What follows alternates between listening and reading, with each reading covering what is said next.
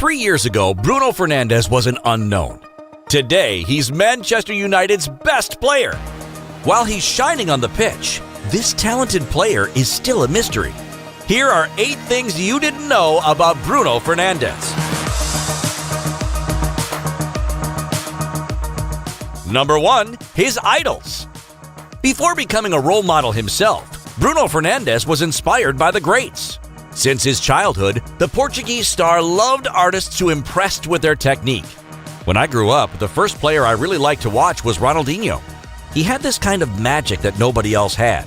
He went everywhere with a smile on his face. He'd take a tackle and still be smiling. He'd give a nutmeg and have a smile on his face. If he won, he had a smile on his face. Even if he lost, he had a smile on his face. And when you watched Ronaldinho, you understood what it means to enjoy football. But that's not all. The Maya native was also inspired by another giant. Hey, if you're watching this video, it means you love learning about little-known stories around football. You're lucky because we'll tell you a story every day on our channel. So what are you waiting for? Subscribe and turn on notifications right now to become a true football expert. When Cristiano began to take his first steps in the national team, it was in the Euros 2004 in our home country, Portugal. So I was 9 years old. That year stays with everyone because we lost the final and we saw him crying afterwards. He was a young boy who was starting to shine, and from there, I started to watch him. Like many others, it's CR7's mental strength that impressed him the most. It was the way he worked every day, the mentality he had, the capacity he had to give 100% in every game at a high level. For me, it was like a motivation, like you always have to do better. Number 2. He started as a central defender. Before becoming a maestro compared to Andrea Pirlo, Bruno was a defender, a position he didn't choose and which could have given him a completely different trajectory. I played central defender for the most part when I started playing football. I was really good. I had a coach who said to me, if you want to be a top player, you'll need to play as a central defender. If you want to be a good player, you will be a midfielder. At the time, I didn't like to play there, but everyone was saying I was a good defender. They said I was smart, that I covered the sides. A missed opportunity? We're not so sure. Number 3. 8 is his lucky number. Since joining Manchester United, he's had the number 18 on his jersey. However, 8 is the number he holds dearest in his heart. It was a number that I loved because my father wore it when he was a player, but it's also the day of my birthday. Not to worry, the number 18 he wears for Manchester also has a lot of meaning. It's the date of my wife's birthday, and the other reason is that I grew up watching Paul Scholes playing with it. To have the same as him is incredible. The day number 8 becomes available will be a real dilemma for him. Number 4. He learned Italian by himself. Bruno Fernandes left Portugal for Italy when he was 17. He signed for Navarra after being rejected by Boavista, but the kid wasn't prepared. He didn't speak the language and suffered from serious homesickness. But he worked hard and learned Italian by himself. He put post-it notes everywhere to familiarize himself with the language. Tavolo on the table, sedia on the chairs, frigo on the refrigerator. He was very intelligent. After a month, he could already speak Italian. It was amazing. At 17, he already had great willpower. After working extremely hard for 5 years to move forward, he was rewarded. He returned to Portugal to sign for Sporting and became a star. Number 5. He has a strange penalty-taking technique. There's no doubt, Bruno Fernandes is a penalty specialist, a reputation he owes to his somewhat academic approach to taking them. Like Jorginho, he jumps right before striking the ball, a technique that confuses goalkeepers. What's your secret, Bruno? I don't have a secret. I train a lot and I always pay attention to the goalkeeper's behavior. I adapt to what I feel on the pitch and then I decide how to shoot. I don't have a specific technique. I do what seems right at the moment.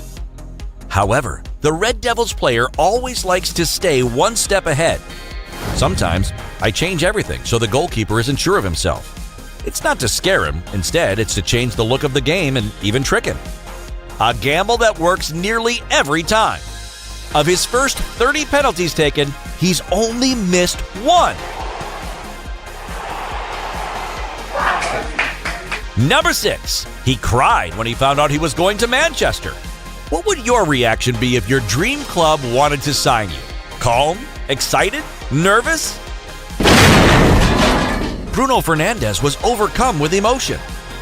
When I got the call, I told my wife, my brother, my sister, my mother, and I started to cry with happiness. I'd fought all my life for this. They knew that my biggest dream was to play for Manchester. Yes, he cried. Now it's Premier League goalkeepers who are crying. Number 7. He had a poster of Stephen Ireland in his bedroom.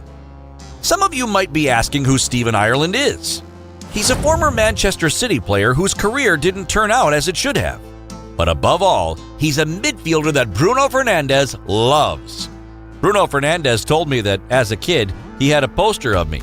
He said that when he played Football Manager, he always signed me. I was like, you had me on a poster? And seriously, you signed me for Football Manager? Well, yes, if he told you, Stefan. It appears the two men had this exchange during lockdown because they live in the same neighborhood in Manchester. Crazy! Number 8. He humiliated his older brother's friends at football. Like many other kids, Bruno learned to play the real football in the streets, with its codes and rules where anything can happen. But the kid wasn't afraid of anything. I grew up with a brother who's 5 years older than me, and so I grew up playing with him and his friends. Most of the time, I wouldn't play because he didn't want me to play with his friends. I don't know if he was afraid that I was too good for them.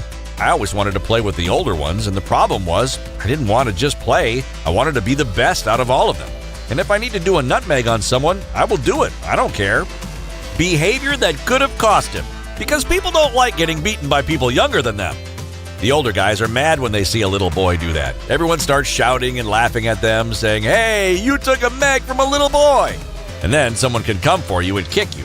So I think sometimes my brother was afraid of this, and other times he knew I was good enough to play against them, and so he just doesn't want problems. Today, it's on English pitches that this artist is painting his most beautiful work.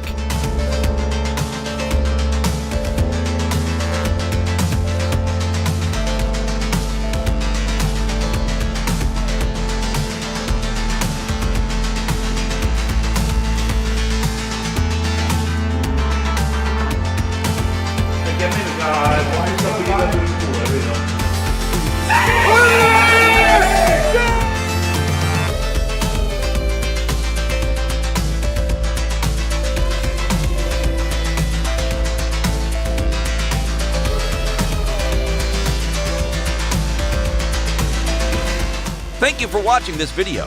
If you enjoyed it, don't forget to leave us a like and please subscribe to the channel. Now, the voice is yours. Give us your ideas for new videos in the comments.